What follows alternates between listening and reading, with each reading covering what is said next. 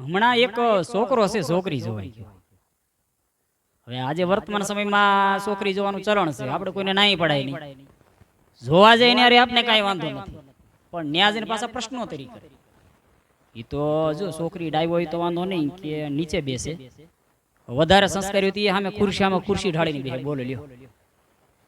એટલે આ છોકરો છે છોકરી જોવા ગયો, ન્યા જઈને પેલો જ પ્રશ્ન પૂછ્યો, હે બેન તમારે કેટલા ભાઈ?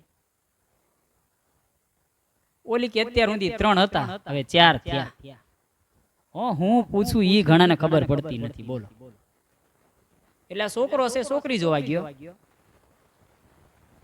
એના મમ્મી પપ્પા એક રૂમ ની અંદર બેસાડે કે જાઓ તમે એકબીજાને જે કઈ પૂછવું હોય એ પૂછી લ્યો, એટલે પાછળથી કોઈ પ્રોબ્લેમ ન થાય. અન ભાઈ રૂમ ની અંદર ગયા અને છોકરી સામે ખુરશી ઢાળીને બેઠી. ઓલે કીધું શું નામ રાખ્યું? છોકરીએ શરમાઈને કીધું ચંપા.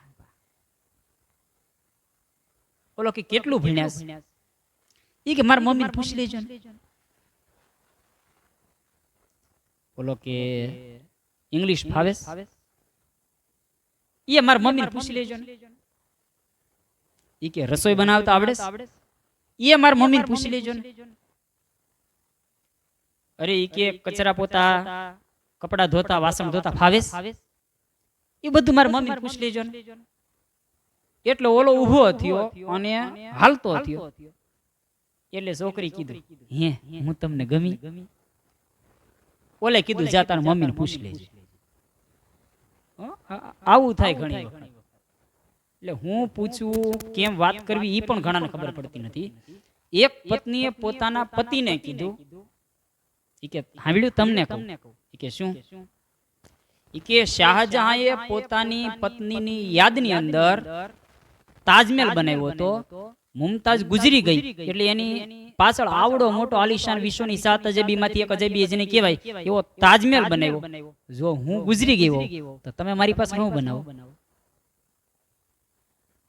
ઓલો કે મેં તો કેદુની જમીને ખરીદી લીધી, તું મરાય એટલી વાર છે. બોલો કેટલો કંટાળી ગયો હશે માણસ. ભૂકા કાઢી નાખે ઘણી વખત. આવું થાય ઘણી વખત. હમણાં એક વિદ્યાર્થીની પરીક્ષા હતી, પરીક્ષાની અંદર બરાબર આમ પેપર હાથમાં આવ્યું, વિદ્યાર્થી વાંચે તો વિદ્યાર્થીને કાંઈ આવડે નહીં, પણ ઈ વાંચીને એની અંદરથી જે કાંઈ આવડતું હતું એ થોડું ઈ પેપરની અંદર લખી નાખ્યું અને છેલ્લે નોંધ લખી, મારા પ્રિય ગુરુજી, પેપરમાં લખ્યું છે ઓછું, તમે ઘણું સમજીને માર્ક આપજો. વિચાર. અનભાઈ બન્યું એવું કે ઈ પેપર પૂરું થયું અને શિક્ષકના હાથની અંદર પેપર છે એ જોવામાં આવ્યું. હવે ઈ પેપર છે જોતા હતા અને ઈ પેપરની છેલ્લે નોંધ છે એને વાંચી, મારા પ્રિય ગુરુજી મેં લખ્યું છે ઓછું, તમે ઘણું સમજીને માર્ક આપજો. અને આણે જોયા તો માર્ક ઓછા હતા, નાપાસ થેમ હતો, માર્ક ક્યાંય વધેમ હતા નહીં. કરવું શું? એને નીચે નોંધ ફટકારી કે મારા વાલા વાલા વાલા વિદ્યાર્થી, મેં માર્ક આપ્યા છે ઓછા, તું ઘણા સમજીને વાંચજે.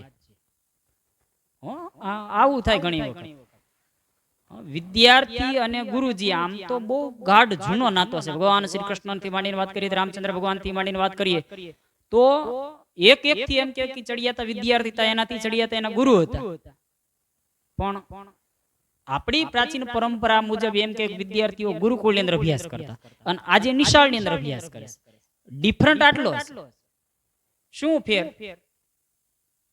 એક શિક્ષકે વિદ્યાર્થીઓને શીખવેલું કે આપને શીખ આવે ને તો આપણે છેલ્લે શ્રીરામ બોલીએ. એટલે શિક્ષકે વિદ્યાર્થીને શીખવેલું, સાંભળો વિદ્યાર્થી મિત્રો, તમારે શીખ આવે એટલે બધું કામ પડતું મૂકીને કહેવાનું કે ઘણું જીવો. અને વિદ્યાર્થી ભાઈ શિક્ષકનું અનુસરણ કર્યું, એની વાત છે એનું માન રાખ્યું, અને કોઈ પણ શિક્ષક આવે કે કોઈ પણ શીખ આવે એટલે બધું કામ હોય પડતું મૂકી દે અને કે ઘણું જીવો. અન ભાઈ બન્યું એવું. આશ્રમ શાળા જેવી આશ્રમ શાળા હશે ને ખેતી ઈ સંસ્થાની અંદર ચાલતી હશે અને બરાબર ઈ મોટર છે ઈ કુવાની અંદર બગડેલી અને વિદ્યાર્થીઓ દોરડું પકડીને છે એ શિક્ષકને કુવામાં ઉતાર્યા મોટર રિપેરિંગ કરવા માટે. અને બરાબર ઈ સાહેબ છે ઈ ઉતર્યા કુવાની અંદર, અડધે કુએ જે પહોંચ્યા કુવાની અંદર વચ્ચે પહોંચ્યા સાહેબને શીખ આવી છીર. અને વિદ્યાર્થી હાથમાં દોરડું હતું મૂકી દીધું કે સાહેબ ઘણું જીવો. સારું થયું સાહેબને કઈ વાગ્યું નહીં બહુ. બહાર આવીને કે આ શું કર્યું? એ કે તમે જ કીધું હતું બધું કામ પડતું મૂકીને કહેવાનું ઘણું જીવો.